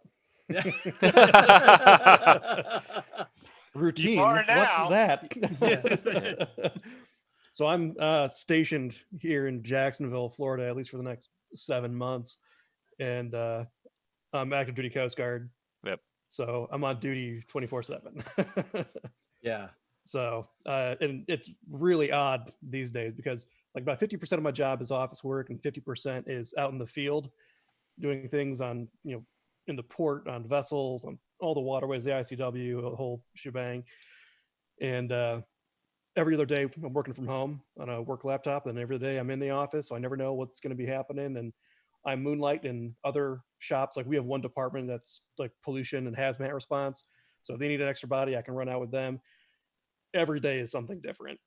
So I never know what's going to happen minute to minute. So my day is just staccatoed with like, oh, I got a couple hours downtime. I'm going to ruminate on some good fictional ideas. So I have a separate notepad at work where I could just make notes and do research, and that's like my work notepad, and I'll take pictures of it, bring it home, add it to my at home notepad, and when it comes to Scott and I working together, we'll give each other homework. Like this weekend, do a deep dive on this character or this event or this location. Get back to it. So I wish I had a more steady routine. I yearn for the days when I can have a steady routine, which should be fairly soon. Yeah. I will say the nice thing about my job is that it's a lax office job. So I do also bring my own notepad and write a lot like Rory does. Also, Comixology on your phone. It's great. My work day consists, the last 2 days consisted of reading Paul Jenkins' Inhumans. Hey, I can't remember. I think we posted it in our group. I don't know if it's still available, but for anybody who might be listening, I think like every single Black Panther ever published is free Pretty for much. download on Comixology. So so you should take advantage of that and go get those. Even the old Jack Kirby Black Panthers are on the list. So and those are very, in my opinion, very much well worth getting and reading. Absolutely. Oh, and all my family's up north. I'm confirmed old bachelor and likely to remain so, as Professor Higgins would say. So you don't have to worry. So I have disposable time and disposable money. Yes. Oh. Yes. Okay. Scott loves it. Yeah. Yep. He can give you tasks, right? Oh, yes. All right, so again, I kind of go back to the idea, and I know kind of Sid and Brent kind of touched on it a little bit. What do you guys find to be the biggest challenges in juggling all this stuff?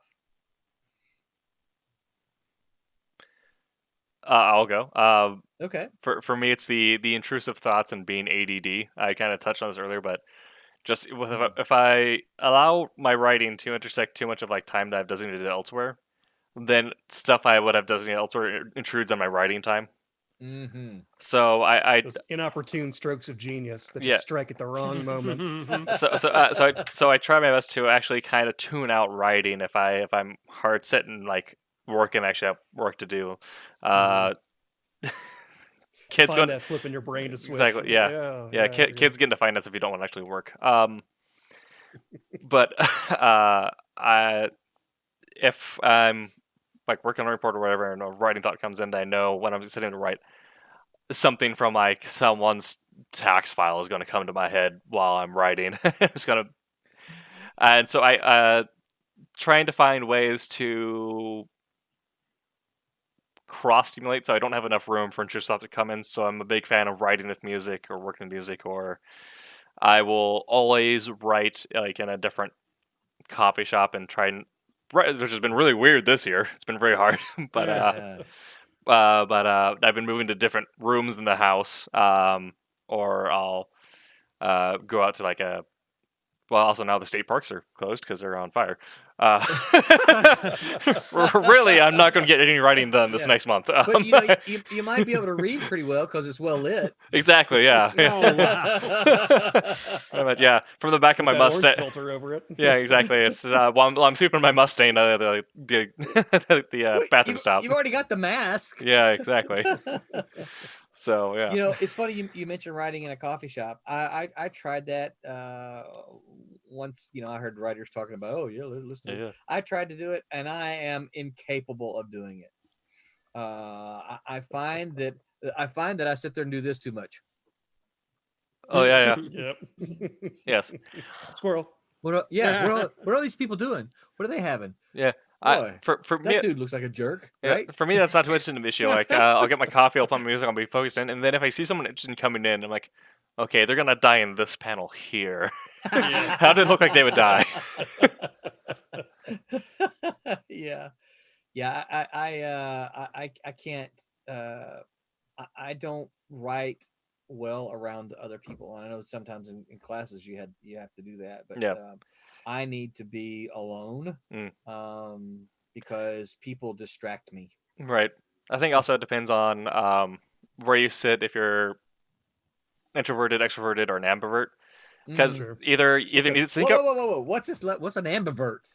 An ambivert is someone who will enter into a depressive state if they don't receive essentially extroverted around time, but they can only focus on like by themselves or vice versa. So they're in order to receive the right amount of like serotonin or dopamine, they need to be in both environments at some point in the day. Otherwise, they don't put out the right amount of dopamine.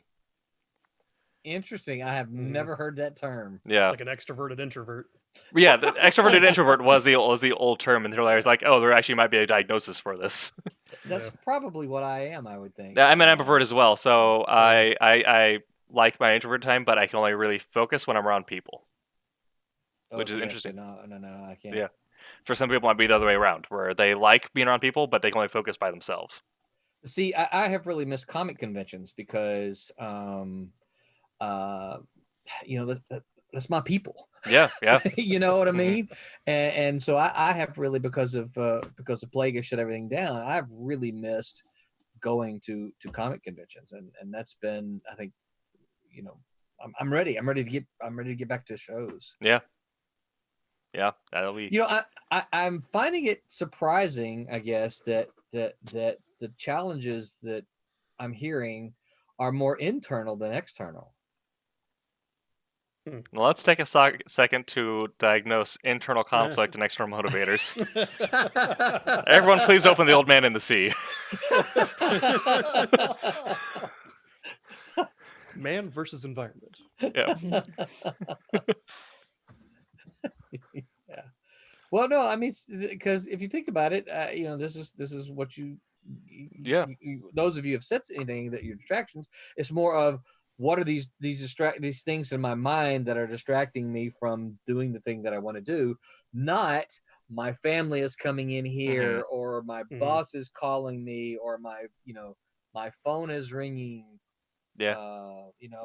And so I guess I'm a little surprised that it's more of those kinds of things that are challenges. I can't wait to pull a Roland Mann and get rid of my phone. Yeah. Yeah. I'm telling you, it is liberating. Yep. I got off social media mostly like in 2010. Yeah. And everyone's like, "Oh, you're on Facebook?" Nope. Yeah. Haven't touched it. Unfortunately, my Facebook is my meme reservoir. Is your what? Your meme reservoir? Yeah. In case the meme world goes dry. Yeah. It goes dry. Unfortunately, you kind of as a creator of arts, you kind of need the social media. Nowadays. Yeah, I mean, I guess it would have been different in the olden times. Yeah, standing at the printing press. Yes, right. Yeah, Franklin's shutting it down. Yeah. Another lithograph.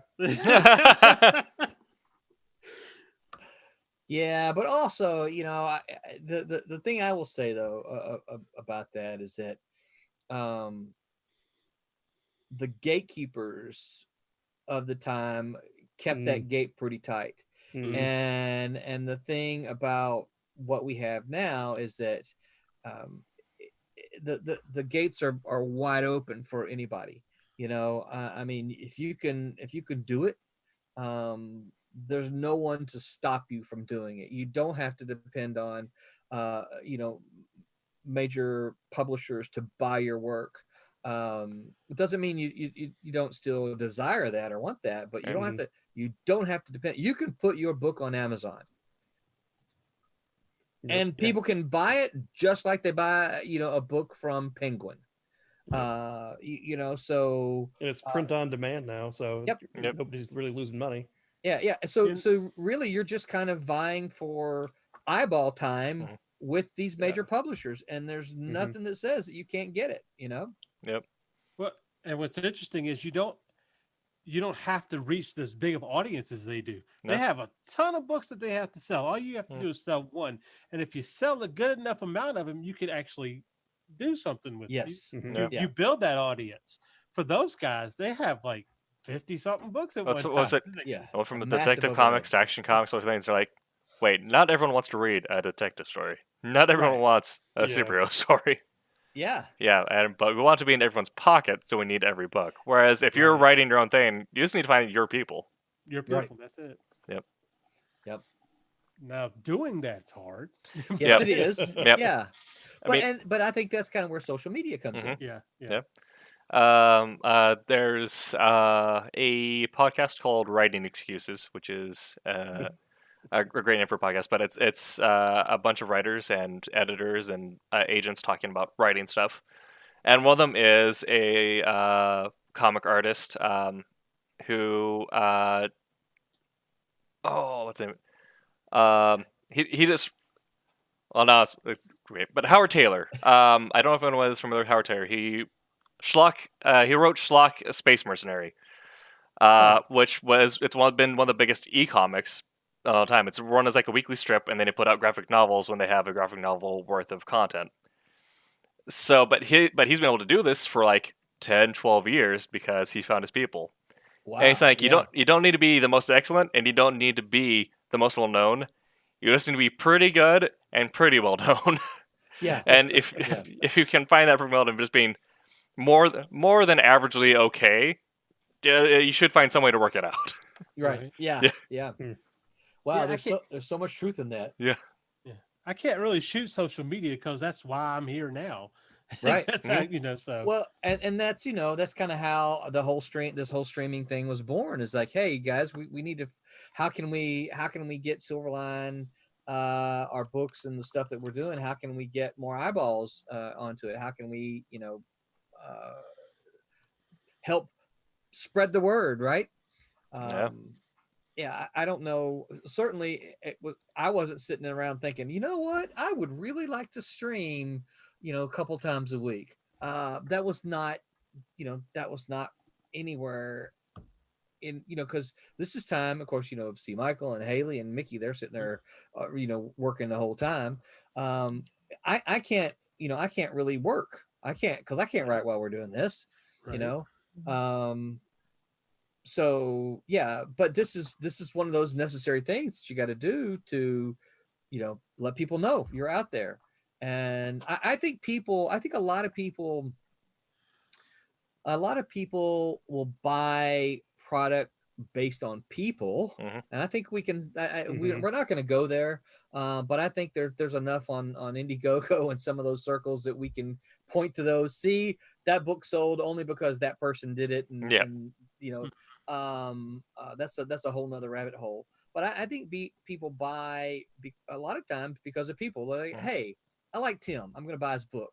Doesn't matter if your book sucks. It doesn't suck, right? But I can say that because I've read it. It doesn't matter. They're going to buy it because they like you and they like you as a person, so they're going to support you. Now, hopefully, they like the book and they're going, because it is a good book. They like it, but they're going to say, "Oh, well, I liked him, but I also like his book," and they're gonna then spread the word. Yeah. I'd read a marketing book, a couple of them. I can't remember who it was by, but that was one of the main things as far as getting attention on, Twitter and Facebook, is to be sociable, to be approachable, to be, and that was your main. Like, I think he had wine or something he was selling, but wine. Yeah. Oh, he's like, I remember he was doing live streams or whatever the case is. But that was he made a lot of money from using the social media marketing. And that was the main thing that he continued to hammer, was being sociable, being likable. And that's like, looking into a camera right now is hard for me. Yeah. It's like, I got to train myself to look at this thing. That's honestly why I got into streaming myself, like, years ago, and came back to it this year. And why I got into, like, theater and all that is I wanted to be better at interacting with people. Because it is a very good skill to have when you're trying to sell your stuff. You need to be some sort of attention grabber when you're at, like, a convention booth and there are 5 other dudes wearing shirts and jeans selling some sort of war book, but you need to be in some way attract their attention before they even read your book. Right. Yeah. Well, Tim, I don't know. In class, I had a bunch of those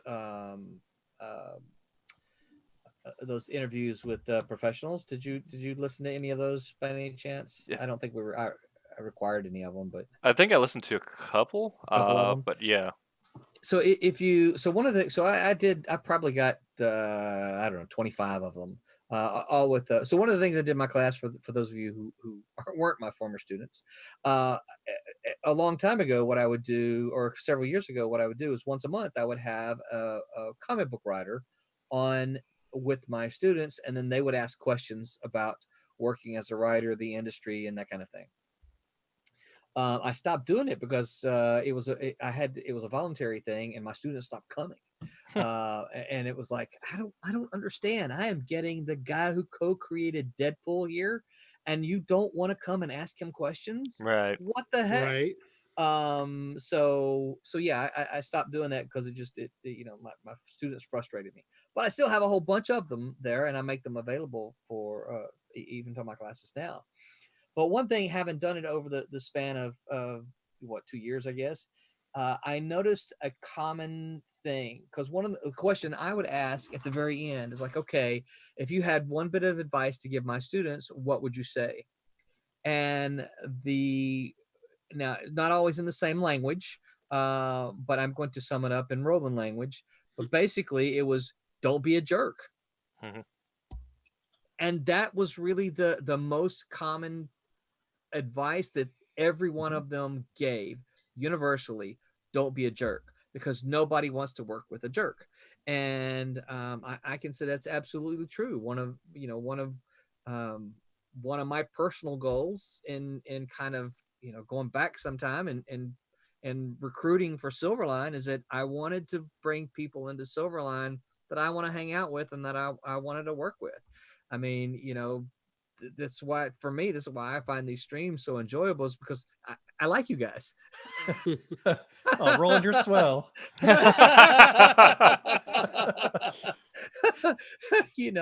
But that's it is a truth that you don't want to work with a jerk, and nobody wants to.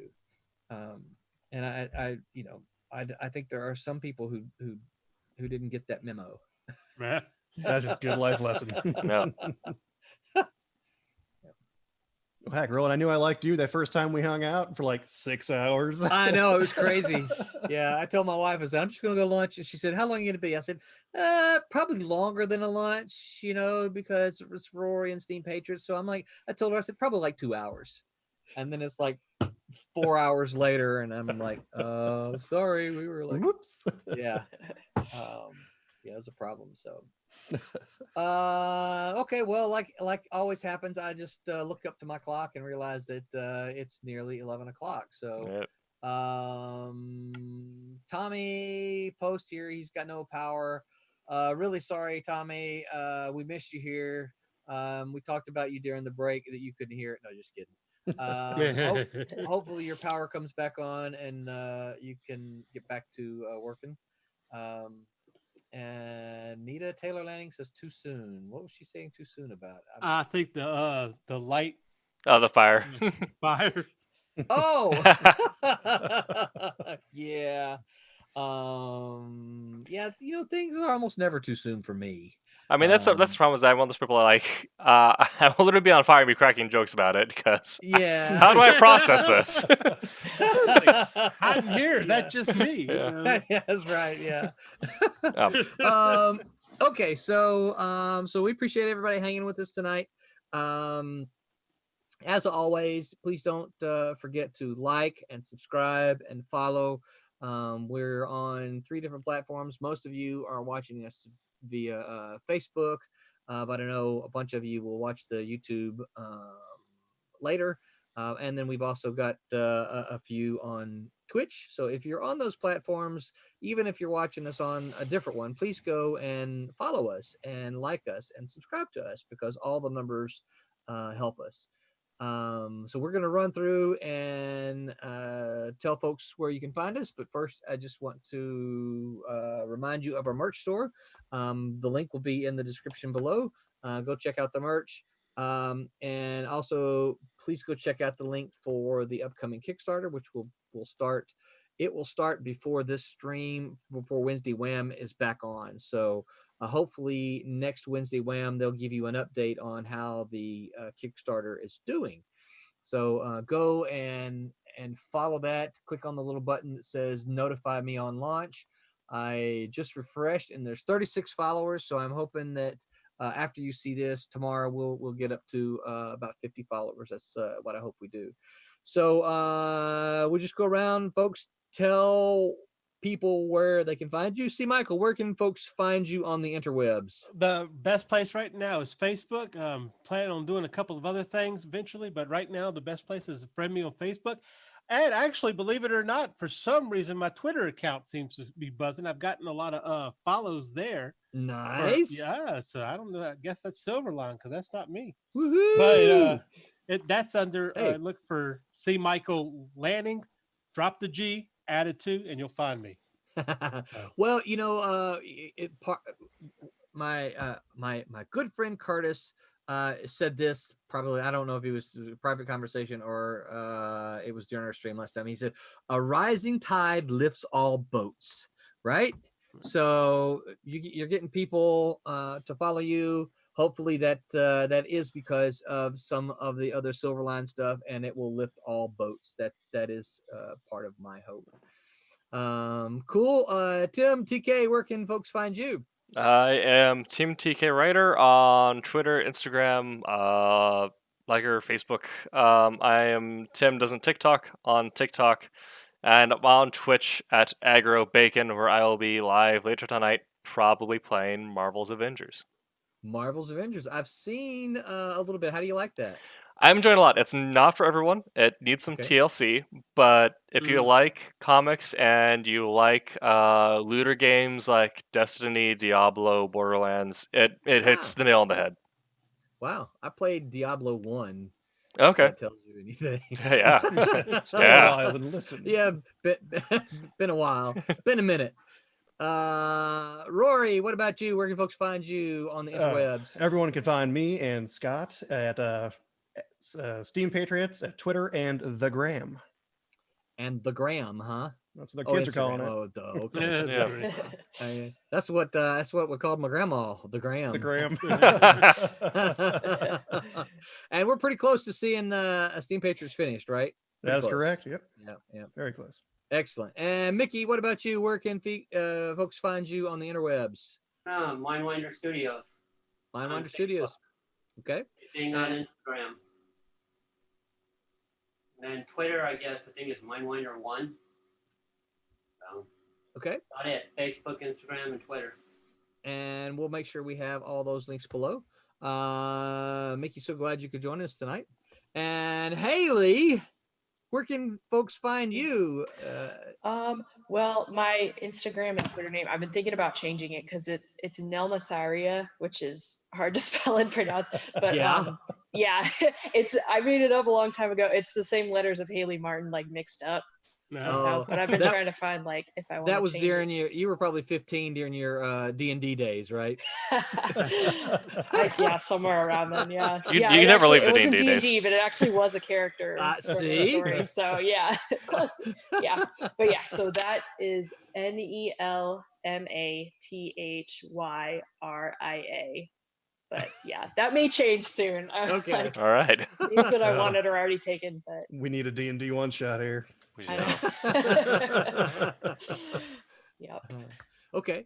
And as a reminder, everyone, I will have all of these links in the description below so that you can click on them and go visit and like and follow all of the Silverline creators here, because we need your support. We can't do these things without you, and we appreciate you very much. I am Roland Mann. You can find me at Roland Mann on Facebook, and you can find me Man Roland on the Gram, if that's what we're calling it. And until remember our Sunday stream will be here Sunday at 9 p.m. We'll be talking about the exact same thing we talked about tonight, but with a whole different crew. And we'll see. Don't steal our jokes, Roland. Too late. I wrote them all down. See, I wrote them all down here. And until then, don't forget to make mine Silverline. Good night, everyone. Night.